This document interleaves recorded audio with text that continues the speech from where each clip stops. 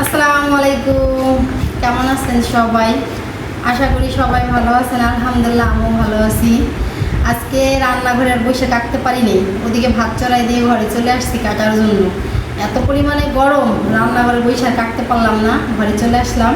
তো আজকে রান্না করব হচ্ছে গতকালকে বাজার থেকে যে সবজি আনছিলাম, এই যে ভেন্ডি ভাজি করব, আর কচুরমুখী দিয়ে এই যে ট্যাংরা মাছ রান্না করব। ট্যাংরা মাছ ভিজিয়ে নিয়েছি, অনেকে আবার এটাকে গোছা মাছ বলে, কিন্তু আমরা এদিকে ট্যাংরা মাছই বলি। তো এই আজকে রান্না আমার।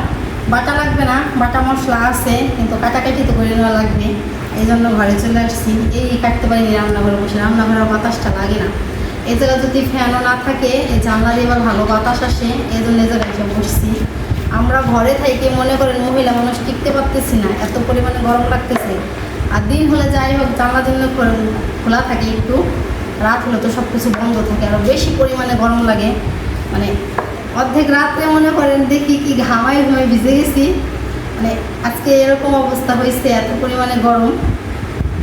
তো যাই হোক, স্কিপ না করে ফুল ভিডিও দেখেন, আমার সাথে থাকেন।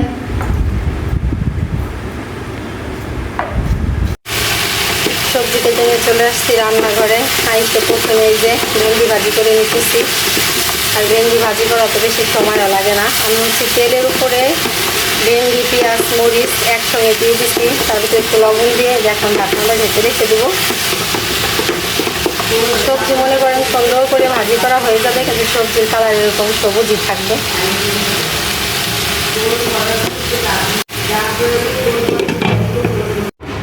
ভেন্ডি ভাজি করে নেওয়া হয়ে গেছে।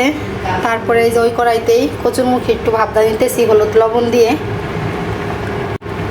বরাবর সবসময় কচুরমুখীতে তরকারি রান্না করলে এরকম ভাবদা নেই, বা কচু দিয়ে রান্না করলে এরকম ভাবদা নেই। এইভাবে ভাবদা নিলে মনে হয় কি তরকারিটা বেশি মজা লাগে, আর কচুরমুখীও মজা লাগে।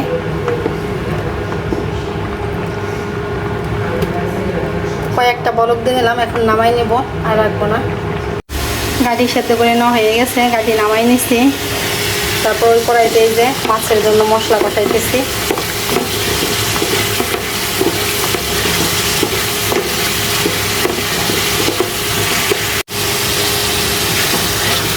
মশলা কষানো হয়ে গেছে, এখন এর ভিতরে দিয়ে দেবো হচ্ছে মাছ দিয়ে কিছুক্ষণ কষিয়ে নেব।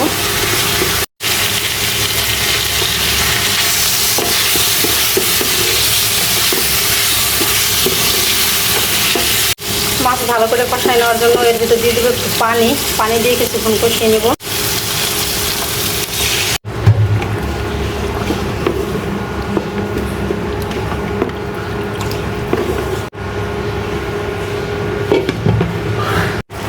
মাছ কষাই নেওয়া হয়ে গেছে, এখন নামাই নেব। কষানো মাছ নামানোর পরে এই যে তার ভিতরে দিয়ে দিলাম সবজি, গাড়ি সবজি দিয়ে এখন এই যে এর ভিতরে একটু কষিয়ে নেবো। যেহেতু গাড়ি সেদ্ধ করা আছে, বেশিক্ষণ কষাবো না, তাহলে ভেঙে যেতে পারে। তারপরে ঝোলের পানি দিয়ে দিব।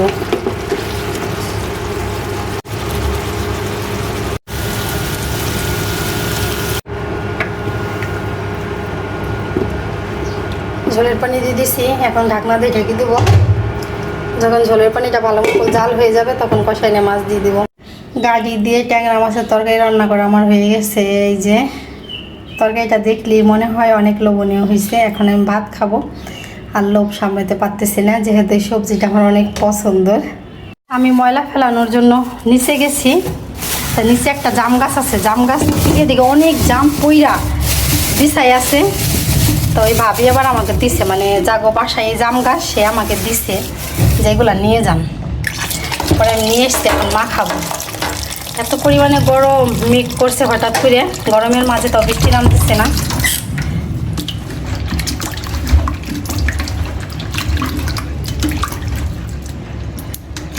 ভালো করে ধুয়ে নিতেছি। জামগুলা ধুয়ে রেখে দিলাম। আমার মেয়ে এসে মা খাবে না, মেয়ে আবার কোচিনে গেছে। আজকে শুক্রবারে ওদের কোচিন খোলা আছে, ওদের কোচিন হলো মঙ্গলবারে বন্ধ। আর জামগুলা কিন্তু এগুলো কিন্তু পচা না, এগুলো এই জায়গা হচ্ছে শক্ত, এই জায়গা হচ্ছে নরম। এই জামগুলা এই গাছের এরকম হয়েছে। এই জামটা আবার ফুল ভালো, হ্যাঁ, এই জামটা আবার ফুল ভালো।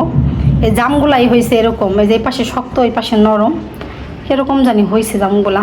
ভাইরাস জাতের। ওইবারে একটা বড়ই গাছও আছে, হ্যাঁ, দুনিয়ার বড়ই ধরে গাছে, একটা বড়ইও খাওয়া যায় না। অবশেষে জ্বালাইয়া পোড়াইয়া আংড়া কইরা তার দেখা মিলল। এই কয়দিন এত পরিমাণে গরম গেছে, গরমে তো আল্লাহ তুমি মাফ করো, টিকতেই পারিনি। শুধু আমাদের ফরিদপুরে না, সারা বাংলাদেশেই প্রচুর পরিমাণে গরম ছিল। আজকে সকাল থেকে দেখি একটু মেঘলা মেঘলা আকাশ, আবহাওয়াটা কীরকম যেন, অন্য অন্য জায়গা দিয়ে বৃষ্টি নামছে, আমাদের এদিকে নামে নাই। তো সকালে দেখে আবহাওয়াটা একটু কীরকম যেন, তারপরে একটু মেঘ করছে, মেঘ করার পরে এই যে বৃষ্টি দেখা পেলাম। এই জ্বালাইয়া পোড়াইয়া আংড়া কইরা এই যে বৃষ্টির দেখা পেলাম। আমি শুধু বলি আল্লাহ যেন বৃষ্টি নামে, আল্লাহ যেন বৃষ্টি নামে, বৃষ্টি নামলে একটু গরম কমবে। তা সকাল থেকেই শুধু আল্লাহ আল্লাহ করতে করতে যে বৃষ্টি নামছে। রাত হইলে তো মনে করেন রুমের ভিতরে টিকতেই পারি না, এত পরিমাণে গরম লাগে। দিনে যাই হোক জানলা খোলা থাকে, মানে ফ্যান চলে, ঠান্ডা ঠান্ডা লাগে। কিন্তু রাত্রে যতই ফ্যান চলুক না কেন, ঘরে প্রচুর পরিমাণে গরম লাগে জানলা দেওয়ার পরে। তো এই যে বৃষ্টি নামতেছে, ঝুম বৃষ্টি নামতেছে, আর কিছুক্ষণ নামলে হয়তো একটু গরম কমবে। এ পাশে জানালায় চলে আসছি, বেলকনি থেকে আসার পরে আম গাছটা দেখতেছি, ভাবতেছি দুদিন আগেও হলুদ হয়ে থাকছে আম গাছটা, এখন কিছুই নেই, গাছটা একেবারে খালি হয়ে গেছে। রেজন বলতেছে আমরা চুরি করে সব খাইয়ে ফেলাইছি। ছোটো মানুষের কথা শুনলে এমনি হাসে। তো এই পাশের জানালায় আবার আসছি, আমরা যে রুমে শই সেই রুমের জানালায় আসছি। আসার পরে দেখি কি ওই পাশে একটা আম গাছে প্রচুর পরিমাণে আম এখনও ধরে আছে। ওই যে বেলকনি দিয়ে এই বাড়িওয়ালার গাছের আম ওরা খাইতেছে পায়রা পেরা।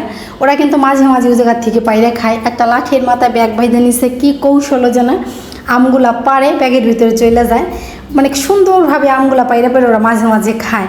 কিন্তু আমাদের এই পাশে জানালায় এত আম ছিল, আমাদের বাসায় মনে এরকম ছেলে থাকলে মানে পায়রা খাইতো। মানে আমাদের জানালার থেকে কিন্তু অনেক আমি পায়রা খাওয়া গেত, ওরা যেরকম পায়রা খাইতেছে। তো ওদের দেখা দেখে আমরা ভাবতেছি যে আমাদের জানালার এই পাশেও তো আম গাছ ছিল, আমরা তো কখনো খাইতে পারলাম না, ওরা কি সুন্দর দুদিন পর পর পায়রা খাইতেছে। যাই হোক, পরের জিনিস খাওয়া দরকার নেই, কিন্তু এই আমাদের জানালার পাশে যে আম গাছটা ছিল, ওরা যখন আম পাড়ছে বা আম কুড়াইতে আসছে তখন কিন্তু আমাদের দিয়ে গেছে, ওরা আমাদের না দিয়ে খায় নাই।